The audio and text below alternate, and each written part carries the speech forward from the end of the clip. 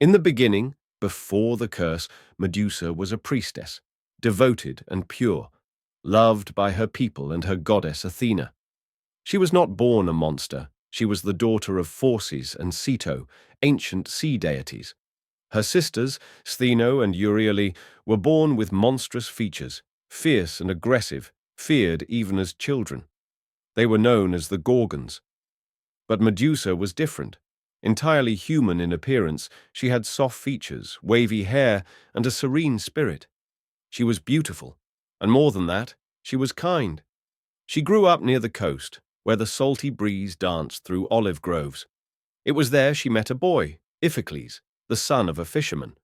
They became close and played pretend as gods and heroes. She often chose to be Athena, the goddess of wisdom. He would laugh and say, "Someday I'll be the hero, and you'll be the goddess who rewards me." She would respond, "Athena doesn't fall in love. She belongs to wisdom and wisdom alone." But time passed, and their bond deepened, and romantic feelings began to develop. As Medusa grew, so did her beauty and her sense of purpose. A fateful morning she told Iphicles, "I love you, but I cannot be with you. Athena calls upon me, and I am to devote my life to her as her priestess." She told him that she must keep her vow of purity. He promised to support her always, even from afar. In Athens, she joined the Acropolis temple, where young women trained in discipline, modesty, and service. She rose quickly among the priestess ranks. Her devotion to Athena was unmatched, and her beauty admired by all. Stories were told far away of her beauty, and some came to the temple not to honor the goddess, but merely to get a glimpse of Medusa's beauty. Iphicles, now working in the city, would visit, watching her, but always from a respectful distance. High on Olympus, Athena watched. She heard the stories of her beauty and saw how people admired Medusa. She did not blame Medusa, not yet. But someone else was watching Medusa too, Poseidon, god of the sea, and rival to Athena. Poseidon still bore a grudge towards Athena for losing the city of Athens to her. Now he saw an opportunity for revenge. One afternoon, Medusa left the temple to collect ritual herbs by the coast. Poseidon rose from the sea. "So you are Athena's favorite," he said, "a mortal, with the face of a goddess."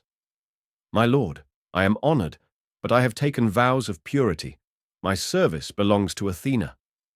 But Poseidon wasn't interested in vows. When she turned to leave, he charged after her. Medusa ran towards the temple. Iphicles, hiding nearby, leapt to intervene. It was to little avail, as Poseidon struck him to the ground with his trifork. Desperate, Medusa fled to the only place she believed she could be safe, the temple of Athena. Inside the sanctuary, she collapsed before the statue of Athena. "Goddess, protect me," she begged. But Poseidon rushed inside. Medusa was helpless in the face of Poseidon's overpowering might, and on the very altar where Medusa had worshipped since childhood, he defiled her. When it was over, Poseidon left without shame. Iphicles dragged himself into the temple moments later. "Medusa," he whispered. But she turned away. "Don't look at me," she cried. Then a loud rumbling stirs, and the divine presence of Athena appears. "You, who should have kept my altar pure, have brought disgrace," the goddess said. "It wasn't my fault," Medusa cried. "Your beauty tempted him. It is your doing, and you must bear the cost. Now carry the mark of your vanity." Medusa suddenly transformed, staring in disbelief. Her hair writhed, turning into snakes.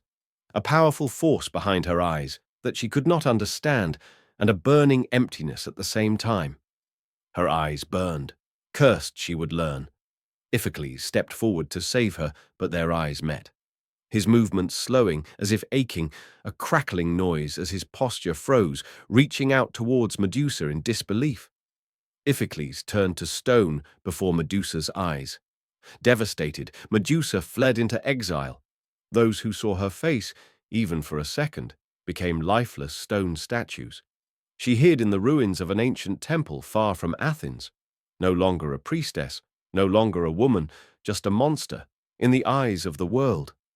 Warriors that heard the stories came to vanquish her, but none ever returned from Medusa's cave. She lit oil lamps at a broken altar, still offering prayers to Athena, a goddess who never answered. The memories of Medusa faded over time. They became stories village people told, fables for their children. Many years later, Perseus, son of Zeus, was sent to kill Medusa. Some say it was Athena who encouraged it, to restore divine grace to her name, or perhaps to silence the memory of her mistakes. Perseus arrived in the cave of Medusa with a mirrored shield from Athena and winged sandals from Hermes, and saw Medusa sleeping on a stone slab, eyes closed. Her snakes hissed softly in her dreams, herself unaware of Perseus' entry. He could not look at her directly, only her reflection. With trembling hands, he lifted his sword. "Forgive me." Then, a flash of steel. With one determined strike of Perseus' sword, her head fell to the ground, and an eerie silence filled the cave. Perseus took the head and left. He offered the head to Athena in devotion, and the goddess mounted it on her shield, a weapon to terrify her enemies. The face of Medusa, frozen, silent, cursed. The stories of the Gorgon monster with snake hair and eyes that could turn flesh to stone was told and depicted in our culture through generations. But few remember the girl, her story of betrayal, punishment, and sorrow. Some people say she still haunts the ruins where her name was once whispered in prayer. She was not born a monster, she was made into one. The end. If you like what we do, consider becoming a member. Your support helps us continue exploring mythology.